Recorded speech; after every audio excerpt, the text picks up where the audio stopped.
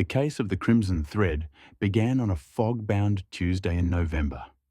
I had been watching the condensation trickle down the window pane of our Baker Street lodgings, while Sherlock Holmes, in a fit of restless energy, was attempting to identify the origin of 17 different types of cigar ash.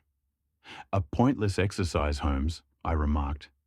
"The world is not plagued by criminals who leave only ash as their calling card." "On the contrary, Watson," he replied, without looking up from his microscope, "the world is precisely that. It is a matter of training the eye to see what others overlook. For example, I perceive our afternoon is about to become significantly more interesting." I heard nothing but the steady clip-clop of a hansom cab in the street below. "How can you know that?" "Mrs. Hudson's step on the stair," he said, sweeping the ash samples into a drawer. "It is quicker and heavier than her usual tread. She is either annoyed or alarmed. And since our rent is paid, I deduce the latter. Therefore, a client." A moment later, the door to our sitting room did indeed open, and Mrs. Hudson appeared, her face flushed. "A gentleman to see you, Mr. Holmes. A Mr. Alexander Sterling. He seems quite distressed." The man who entered was in his middle years, well-dressed, but with an air of disarray about him. His hair was unkempt, his eyes wide with a fear that was not feigned, and his hands trembled as he clutched his hat. "Mr. Holmes, Dr. Watson," he began, his voice unsteady. "You must forgive my intrusion. I have nowhere else to turn. I am being hunted." "Compose yourself, Mr. Sterling," Holmes said, gesturing to the basket chair by the fire. "Begin at the beginning. Who is hunting you, and why?" "My name is Alexander Sterling. I am the first violinist with the London Symphony Orchestra. A week ago, following a performance, I returned to my dressing room to find this upon my mirror." He reached into his waistcoat pocket and produced a small folded sheet of paper. With a trembling hand, he passed it to Holmes. My friend opened it to reveal a single 6-inch strand of crimson thread, a shocking slash of colour against the white paper. "There was no note?" Holmes asked, his eyes gleaming with interest. "None. I thought it a prank. A piece of silk from a costume, perhaps. I dismissed it. But it did not end there," Holmes stated. "No. 2 days later, another was waiting for me.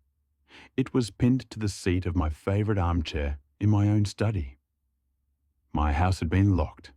No one had seen anyone enter or leave. And last night, I found a third." "Where?" I asked, caught up in the man's palpable terror. "On my pillow, Dr. Watson," he whispered. "On my very pillow, as I slept. It was lying across the linen, as plain as a snake on a stone." Holmes leaned back in his chair, steepling his fingers. "This is singular. The thread itself is common enough, a dyed silk, used in embroidery. It is the method of delivery that is provocative. A warning, but a silent one. A message that requires no words because the recipient understands its meaning perfectly. You are lying to me, Mr. Sterling." The violinist started as if struck. "I assure you, sir—" "Your hands," Holmes interrupted calmly. "They are the hands of a musician, yes, long-fingered, delicate.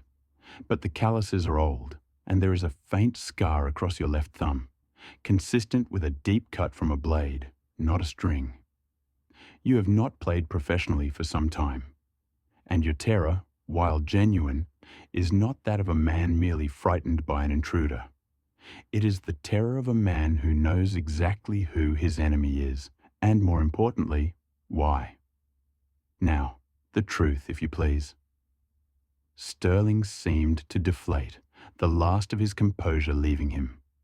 He buried his face in his hands for a moment before looking up, his eyes filled with a profound sorrow. "You are correct, Mr. Holmes. I have not held a position with the orchestra for over a year. My nerves are not what they were. The truth is, I have been waiting for this day for 15 years. The crimson thread, It was her favorite color. Her, I prompted.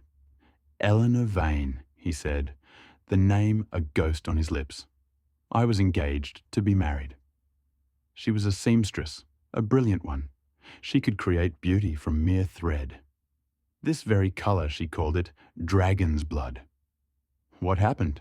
Holmes asked, his voice now soft, almost gentle. There was another man, a brute named Silas Crowe. He was obsessed with her, but she wanted nothing to do with him. One night, she was walking home. She was attacked. Her body was found in the Thames. A single strand of this crimson thread was clutched in her hand, torn from her attacker's coat. Silas Crowe, I said, the pieces falling into place. He was arrested, but I was the key witness. I had seen him near the river. That is madness, Sterling cried. Your scar tells a different story, Holmes countered coldly. That's a knife wound. From your struggle with Eleanor, when she tore this thread from your coat? Sterling stared, speechless. It was you, I realized with horror. He broke down sobbing. It was an accident. We argued. I had my penknife. When I saw what I'd done, I ran. When Crowe was found weeping over her, it was easy to let him take the blame. The thread in her hand? Holmes asked. From my waistcoat, Sterling confessed. For 15 years, I've lived with this guilt. As Holmes instructed me to fetch the constable, a large man emerged from the hallway shadows. Silas Crowe stood holding a single crimson thread. It's over, Sterling, he said quietly. She can rest now. He dropped the thread on our table and disappeared back into the night. Holmes made no move to stop him.